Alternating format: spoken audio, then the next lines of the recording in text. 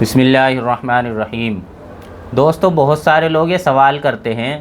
کہ ہم پہلے غریب تھے، اب اللہ تبارک و تعالی نے ہمیں مال دیا ہے،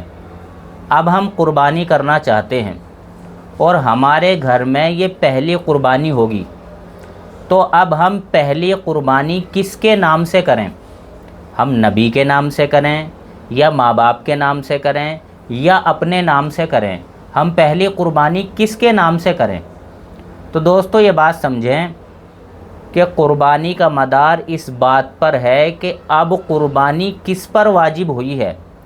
کون صاحب نصاب ہوا ہے۔ یعنی قربانی کے دنوں میں، قربانی کے 3 دنوں میں کون صاحب نصاب ہوا ہے۔ اگر آدمی صاحب نصاب ہوا ہے تو اس کو تو قربانی کرنی ہی پڑے گی، کیونکہ اس پر واجب ہو گئی ہے۔ اگر نہیں کرے گا تو یہ گنہگار ہوگا۔ اسی طریقے سے اگر بیوی پر ہوئی ہے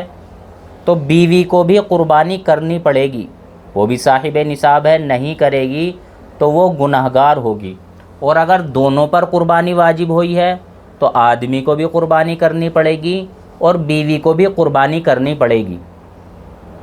ہاں، اگر ان دونوں نے ایک ایک قربانی کر لی، آدمی نے بھی کر لی اور بیوی نے بھی کر لی، اس کے بعد اس آدمی نے دیکھا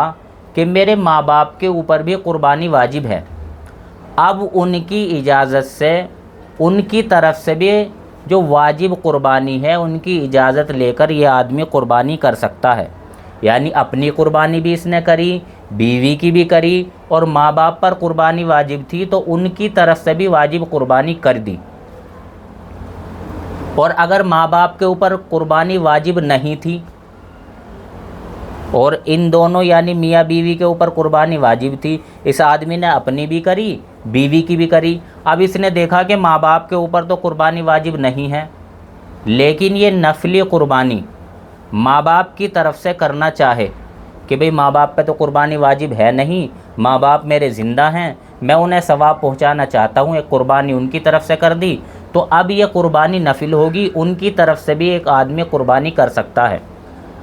اپنی تو کرنی ہی پڑے گی، اگر اس کے ساتھ ساتھ یہ چاہے کہ ایک قربانی کر کے ماں باپ کو ثواب پہنچا دوں تو ایک قربانی اور کر سکتا ہے۔ اسی طریقے سے اگر کوئی آدمی یہ چاہے کہ میرے ماں باپ تو دنیا سے چلے گئے ہیں، میں نے اپنی واجب قربانی کر دی ہے، چلو میں ایک حصہ ماں باپ کے نام سے بھی لے لوں تاکہ یہ قربانی کا ثواب میرے ماں باپ کو مل جائے جو دنیا میں ہی نہیں ہیں، تو اب یہ قربانی کر کے ان کو بھی ثواب پہنچا سکتا ہے۔ اسی طریقے سے اگر کوئی آدمی یہ چاہے کہ بھئی میں اپنی قربانی تو کر ہی رہا ہوں، اپنی قربانی کے ساتھ ساتھ ایک اور حصہ لے لوں، وہ نبی کے نام سے کر لوں، تو اپنی قربانی کے ساتھ ساتھ یہ ایک اور حصہ لے گا نبی کے نام سے، تو یہ قربانی بھی نفل ہوگی، اس کو بھی ثواب ملے گا۔ حضرت علی رضی اللہ عنہ 2 دمبے کرتے تھے، ایک اپنی طرف سے اور ایک نبی کی طرف سے، تو اپنی واجب قربانی تو کرنی ہی پڑے گی، اس کے ساتھ ساتھ اگر ماں باپ پر واجب قربانی ہے تو ان کی اجازت سے قربانی کرے گا، اور اگر واجب نہیں ہے تو ماں باپ کی طرف سے اگر یہ چاہے تو ایک نفلی قربانی ان کی طرف سے کر سکتا ہے، اگر زندہ ہوں تب بھی ثواب پہنچا سکتا ہے، اور اگر ماں باپ دنیا کے اندر نہیں ہیں